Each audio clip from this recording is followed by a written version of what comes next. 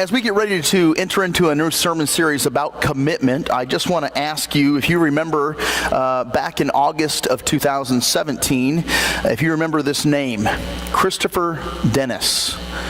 Remember this guy? He was the avid Superman collector. If you recall, he was so committed to all things Superman that he ended up losing his wife over it. That he would rather pay for and buy Superman collectibles than he would pay his electric bill. Do you remember this guy? And remember how he would dress up as Superman and go out on the streets and pose with people who would ask to get their photograph taken with him? Well, there's a follow-up story on Christopher Dennis. Christopher Dennis is now homeless, and he has been assaulted on the streets while dressed as Superman as he was trying to stop a crime in progress. You see, Christopher Dennis was so committed to something that wasn't real, that he was so committed to this one thing that he lost everything else, even his two beloved cats that he rescued from the streets. Now, I say that to say this. All the time, people make commitments and they don't really understand what those commitments mean. Christopher Dennis probably didn't know from the time that, oh man, I like Superman, I'm kind of a fan of Superman. He probably didn't know that it was going to cost him his marriage, his home, his health, his well-being. He probably didn't know that. And yet he was making this commitment to something that wasn't real. That brings us to Luke chapter 14. By the way, I hope this past week you spent just a little bit of time reading Luke chapter 14.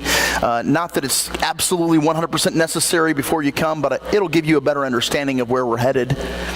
Let me give you some background of Luke chapter 14. If you read it this past week, then you understand that it begins with the man being healed of dropsy.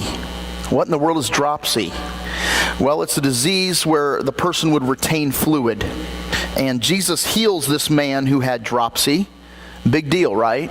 Well, yes, actually it was, because it meant that if you were retaining fluid, it meant that you either had a heart problem or that you had a liver problem. And given long enough, both of these things would end in death. And so Jesus is at a banquet hosted by, and I hope you made note of this, hosted by a leader of the Pharisees. This man was obviously wealthy. He threw out this extravagant party, and he made Jesus one of his honored guests. Now, it wasn't because he honored Jesus. It was because he wanted to keep a close watch on Jesus, marking down everything that Jesus was doing wrong so that he could go tattle on Jesus to his other religious friends. Well, Jesus didn't disappoint. Here he is at this banquet. This man with dropsy is there present, and Jesus does the unthinkable. He heals the man on the Sabbath. But Jesus really leaves the religious leaders speechless when he asks them the question, who of you, if you had a son or an animal who was trapped in a pit, who of you wouldn't rescue them? Which is worse, to leave them be or to rescue them? And so they were dumbfounded. Now, what I love about this, in verses 7 through 24, Jesus uses the banquet as an opportunity to talk to the dinner guests and also to the host of this banquet. And he tells them two parables about the banquet in heaven that will one day take place for all who will be invited. Jesus talks to them about invitations. He talks to them about seats of honor and excuses for not attending the banquet. Now, here's something else that you need to know. Usually these banquets that were hosted, these grand feasts, these big celebrations, were hosted outside in an open-air courtyard. So what you'd have happening is you'd have the invited guests sitting down to eat this extravagant meal, and sooner rather than later there would be some unexpected guests showing up to kind of watch what was happening. And that certainly was the case here. And as they're sitting down to eat this meal, Jesus was letting the religious holier-than-thou bigwigs really have it. And the crowd apparently loved it. So much so that news spreads about Jesus' miracle, healing this man who had this swelling, this retaining of fluid. And news spreads about the tongue lashing that he was giving to the religious elite snobs. And now, Jesus has a large crowd following him. And that's what we're going to pick up in our text now in verse 25. Let me just begin reading Luke 14, starting verse 25. Now, large crowds were going along with Jesus. Now, I want to stop right here just for a moment. Jesus was used to large crowds. As Jesus began his ministry, he was preaching to a large crowd that was on the side of a mountain. He fed multitudes of people, numbering 4,000 and 5,000 men. Jesus was not opposed to large crowds. I want you to hear me on that. Jesus was not opposed to large crowds. But this large crowd was bothering him. Not because it was large, not because of the size of the crowd, because all people matter to Jesus. Let me say that again. All people matter to Jesus. And so Jesus was not opposed to this crowd following him because of the size. And I feel like I need to pause and tell you that because I've heard sermons preached, and I've even read commentaries this past week suggesting that Jesus was somehow anti-large crowd. And as a leader of Burnside Christian Church, as a member of Burnside Christian Church, I want you to let you know that we are not anti-large crowds at BCC. We love people. We love all people because all people matter. And we want this place to be bursting at the seams Sunday after Sunday. Not for our own glory, not so we can point to the attendance board and say, look how many people we've got coming to Burnside. That's not why we want this place bursting at the seams. If we didn't keep any kind of attendance record, we'd still want this place bursting at the seams. You know why? Because all people matter to God. All people matter to God. And so I hope that you are on board with that concept. Because as we enter into 2018, Lord willing, we're going to do everything in our efforts to grow numerically. We're going to do everything in our efforts to get a large crowd to follow Jesus. Why? Not because for our own glory, as I said, but because we understand that those who are following Jesus are having lives that are changed. We want people to have lives that are changed. But getting back to this crowd, the reason that this crowd bothered Jesus wasn't because of the size, okay? It was because of their lack of commitment to him. That's what he knew. Jesus, knowing the hearts and minds of men, could read their hearts and know their minds that they weren't following him for the right reasons. And let me just say this too, that as we hopefully grow in 2018 numerically, we're also going to hopefully point you in the right direction and get you following Jesus for the right reasons. If you're following Jesus here at Burnside Christian Church because the speaker or because the praise band or because of any other thing, you're following for the wrong reasons. It's because of Jesus, and we want you to be clearly committed to him. And what's interesting here now is that Jesus, seeing the large crowd that was following him, knowing their hearts, knowing their minds, knowing that they weren't following him for the right reasons, is going to lay down very clearly why they should follow him and what it means to follow him. Verse 25. Now large crowds were going along with Jesus, and he turned and he said to them, if anyone comes to me and does not hate his own father and mother and wife and children and brothers and sisters, yes, and even his own life, he cannot be my disciple. Now we have to stop here and pause. Jesus has just laid it out there. He has just drawn a line in the sand. And how many people would be willing to cross the line that he has just drawn in the sand and continue to follow him? What is it that Jesus is saying here? I mean, I thought Jesus was all about love. Why is he talking now about hate? Well, what you need to understand is that Jesus is speaking in hyperbole. Do you know what a hyperbole is? Hyperbole is an exaggeration to make a strong point. We use it today. It would be like me saying, man, I'm so hungry I could eat a horse. Now, if I said that, hopefully nobody here would leave and go lock your horse up in fear of me coming to your house and eating it. Nobody would come up after the service and be like, hey, Nichols, what's all this business about you wanting to eat my horse? You know, nobody's going to be like that. You don't take it literally. It's a statement used for exaggeration to make a strong point. This isn't the first time that Jesus uses hyperbole to make a strong point. In Matthew chapter 5, verses 29 and 30, he says, if your right hand causes you to stumble, cut it off and throw it away from you. If your right eye causes you to stumble, gouge it out. Does he really mean to do those things? No, he's saying that you do whatever you can do to make sure that you're not falling into sin.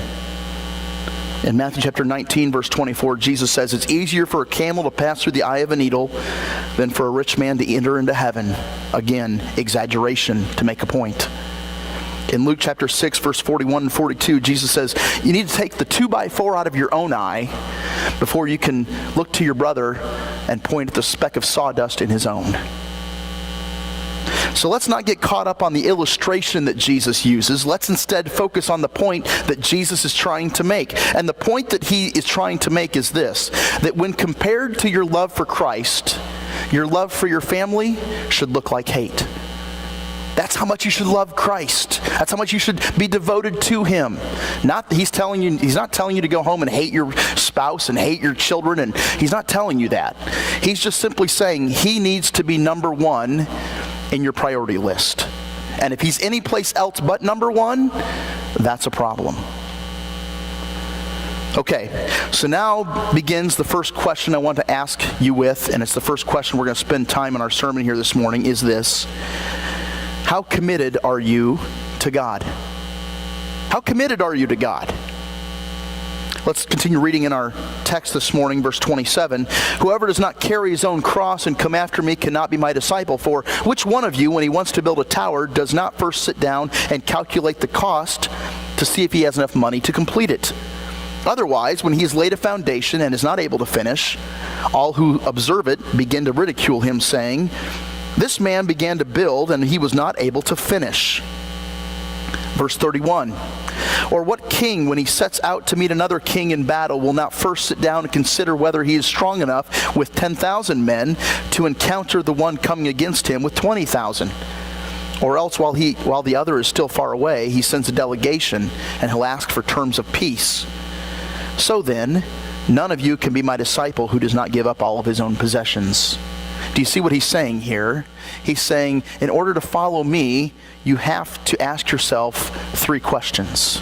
And the first question of this is, have you considered the cost of what it means to follow me? If you want to determine your level of commitment to God, that's the first question you have to ask yourself. Have I considered the cost? Look back at verse 27. Whoever does not carry his own cross and come after me cannot be my disciple. Every single person who was hearing these words of Jesus in the first century knew exactly what he was inviting his followers to do. Jesus is inviting his followers to die. The cross was the most feared way to be put to death. It was slow, it was painful, it was humiliating. And the person condemned to die by crucifixion would be forced to carry their own cross wherever the place of death was to be. In Jerusalem, it was Golgotha, which means place of skull. So everyone knew what Jesus was talking about. He was saying, if you want to follow me, it will cost you your life. It was an invitation to die, but the invitation wasn't necessarily a physical death. Oh, don't get me wrong. There are people who have been martyrs who have had to pay the price with their physical life to follow Jesus. But for most of us living in America, it will not require us a physical death, but it will require a death. To follow Jesus with our entire being means that we lay down our desire to follow and to rule and to lead our own lives. It means that we must be willing to face whatever physical, emotional, or social pains the choice of following Christ would ensue. To commit to something and not know what it will cost can be a very scary thing. And so Jesus is laying it out there very plainly that if you choose to follow me, you're no longer going to be your own boss. You no longer get to say how you're going to live your life or what you're going to do. To commit to something and not know what it will cost is a scary thing. Has anybody in here ever been to Benny's Chop House in downtown Chicago? Man, it's the best steak I've ever eaten in my life. Lindsay and I, we went there and we ate there with a couple of friends. By the way, it's also the most expensive restaurant I've ever eaten in my life. And I knew that we were in trouble. You know how I knew we were in trouble? Because when they give you the menus, there were no prices listed next to the items that you were going to order. Red flag number one. We placed our order, we got our meal, it was delicious, we ate it, and then came time for the bill. I looked at the bill, I paused at the bill, my mouth probably hung open at the bill, and I realized that the water that we had ordered, $7.50. Lake Michigan never tasted so good. To commit to something and not know what it will cost you is a scary thing. And Jesus wants to make sure that you understand the cost, that when you commit to following him, it's going to cost you your life. That leads us to the next question. Have you considered the cost? Here's the second question. Can you afford it? I think a better question might be, am I willing to pay the price? We all have the means to pay the price, but the price is high. It's our everything. Are you willing to give up everything to follow Christ? Returning now to our text, Jesus offers an illustration to better paint a picture of what he means. Looking back at verse 28, he says, "For which one of you, when he wants to build a tower, does not first sit down and calculate the cost to see if he has enough to complete it?" The word tower might be better rendered farm building. What Jesus is getting at is this: before you begin something of this magnitude, you must first sit down and think through the cost. And then look at your resources and determine if you have enough to afford what it is you're setting out to build. This isn't the only time that Jesus uses building a structure in regards to following him or his teaching. In Matthew chapter 7, Jesus teaches about two men who were building a house. You remember this, don't you? Verse 24, "Therefore, everyone who hears these words of mine and acts on them may be compared to a wise man who built his house on the rock. The rain fell, the floods came, the winds blew, and slammed against the house. Yet it did not fall, for it had been founded on the rock. But everybody who hears these words of mine and does not act on them will be like the foolish man who built his house on the sand. The rain fell, the floods came, and the winds blew and slammed against the house, and it fell, and great was its fall." Why does Jesus use building houses and barns to compare a life of following him? Here's why. Both of those things, building houses and following Jesus, is not anything that you should jump lightly into. It takes great consideration and great effort and great planning and a great cost. It's something that takes time. It doesn't happen instantly. It's something that takes determination and intentionality. I've never seen a house be built on accident, have you? It's something that is deliberate on your part. And once you consider the cost, and once you decide that you're willing to pay the price, here's the third thing you must ask yourself: can I finish it? Jesus continues this point about considering the cost by building in verses 29 and 30. He says, "Otherwise, when he's laid the foundation and he's not able to finish, all who observe it will begin to ridicule him, saying, 'This man began to build, but he wasn't able to finish it.'" The foundation of a house or a building or a structure is the most expensive and time-consuming piece. It's the most important piece to any structure. But laying the foundation is only the beginning. And so many people make the decision to follow Christ. They make the decision to become a Christian. But guess what? That's where it stops for them. And I could list off for you name after name of people who attended Burnside Christian Church, who even got baptized here at Burnside Christian Church, but they quit following Jesus a long time ago. They laid the foundation, but they didn't finish it. There was no fruit. And then Jesus offers a second illustration in verse 31. He says, "Or what king, when he sets out to meet another king in battle, will not first sit down and consider whether he is strong enough with 10,000 men to go up against the one coming against him with 20,000? If he can't go up against the one with 20,000 men, he can't have victory. While the other one is still far away, he'll send a delegation and he'll ask for terms of peace." You see, what Jesus is saying is this: anybody can start something, but it takes a great commitment to finish it. Anybody can start building a structure. Anybody can start a fight, but can you finish both of those things? And the Bible elsewhere compares the decision to follow Christ to that of a race. In 2 Timothy chapter 4, as Paul comes to the end of his life, he tells Timothy in verse 7, I have fought the good fight, I have finished the race, I have kept the faith. Paul says in 1 Corinthians chapter 9, verse 24, do you not know that those who run in a race all run, but only one receives the prize? Run in such a way that you may win. I think that's such a fitting analogy to compare the Christian life to that of a race, because a race is hard. It takes great determination. It requires dedication. It requires commitment. Nobody shows up on the day of a marathon and says, hey, I'm not doing anything today. I think I'm going to run this race. Nobody does that. You train for it. You prepare for it. And during the race, you feel like quitting. During the race, you hurt. During the race, you ache. But if you finish, when you finish, there is no other feeling like it in the world. Remain committed. Follow Jesus. Have you considered the cost? And once you've considered the cost, have you made the decision that you're going to be willing to pay the price? And are you going to finish what you started in regards to following Jesus? I want to end with verse 33 of our text, because Jesus sums up his teaching in a statement of fact. He says this, so then none of you can be my disciple who does not give up all of his own possessions. How committed are you to God? Because here's what I want you to understand. This is where I want us to end today. This is what I want you to embrace and leave here with today. God is committed to you. 100% he's committed to you. As you read the Bible, all of it can be summed up by saying this: God is committed to me.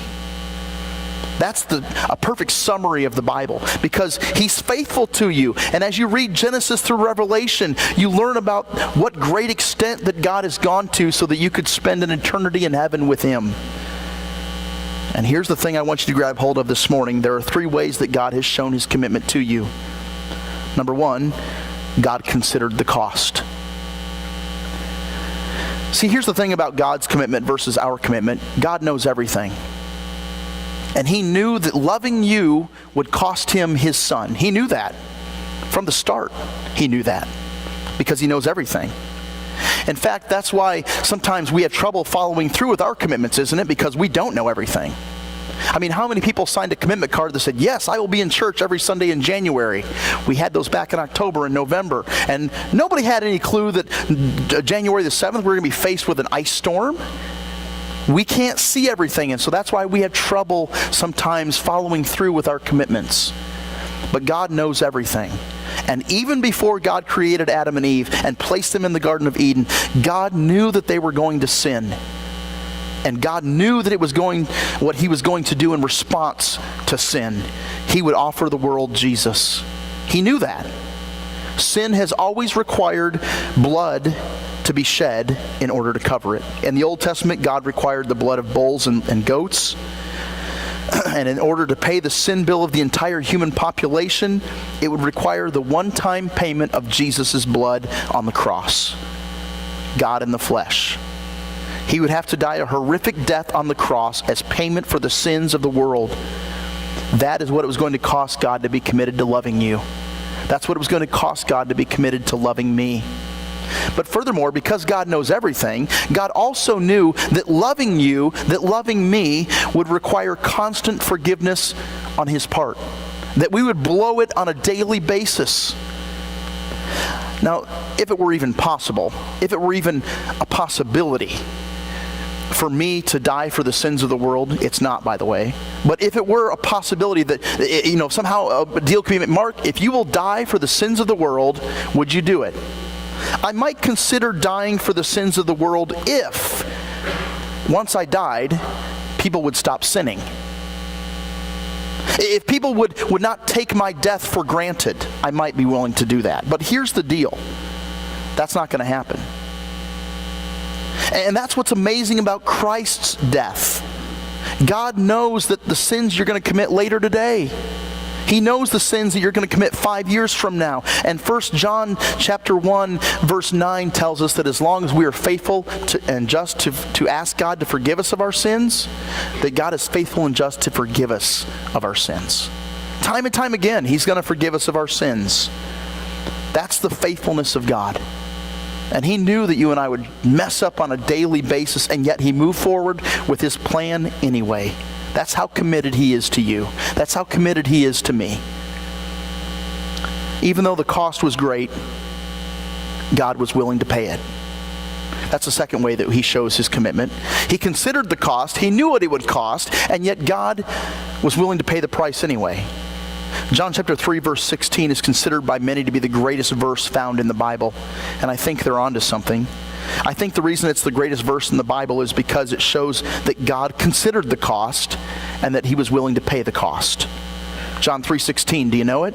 It says, "For God so loved the world," how much did he love the world? "That he gave his one and only Son, that whosoever believes in him should not perish, but have everlasting life." Let me re-paraphrase it this way. God was so committed to loving you that he knew that it would cost him the death of his Son Jesus, and he was willing to pay that price anyway. God considered the cost, God was willing to pay the cost, and best of all, God finished it. God followed through with his commitment until it was finished. You see, God just isn't committed to you for one day a week, or even a month, or even a year. God is committed to you for eternity, which is a long time in case you didn't know.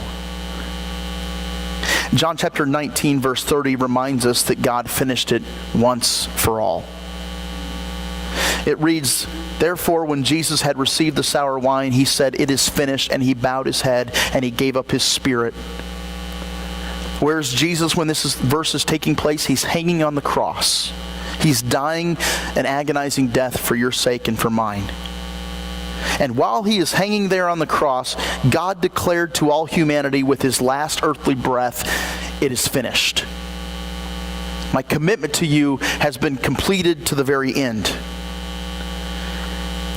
What I want to do is I want to conclude by reading some verses from Hebrews.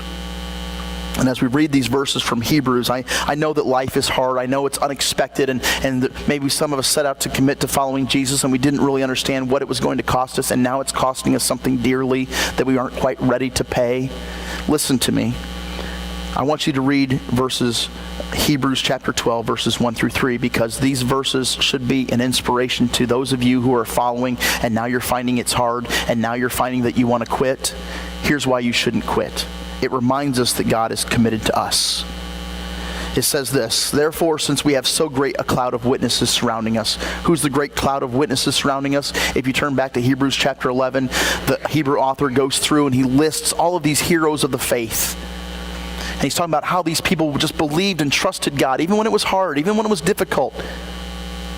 That's the great cloud of witnesses we have watching us. All these heroes of the faith. All of those who have faithfully followed Christ and have died before us. Those are the great cloud of witnesses surrounding us. Since we have so great cloud of witnesses watching us, surrounding us, let us lay aside every encumbrance and the sin which so easily entangles us, and let us run with endurance the race that is set before us, fixing our eyes on Jesus, the author and the perfecter of our faith, who for the joy set before him endured the cross, despising the shame, and has sat down at the right hand of the throne of God.